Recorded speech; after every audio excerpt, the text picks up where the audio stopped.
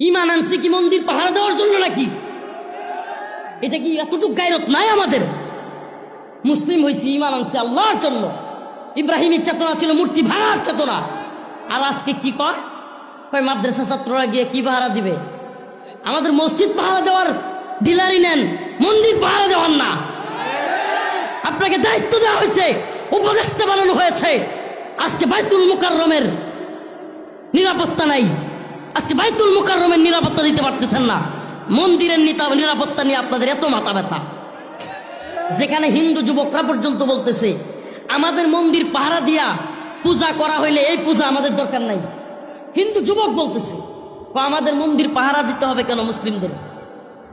আমরা বলি মন্দির যেমনি ভাবে আমরা ভাঙার কথাও বলি না, মন্দির পাহারা দিবে মুসলমান এটাও বলি না। যাদের মন্দির তারা পাহারা দিবে। আমরা মসজিদ কি তারা পাহারা দেয়? কথা কন না। আমাদের মসজিদ কি হিন্দুরা পাহারা দেয়? প্রিয় ভাইরা আমার, বন্ধুগণ আমার, হিকমতের নামে হচ্ছেটা কি? বড় আফসোসের বিষয়। ইমানি গায়রত নাই।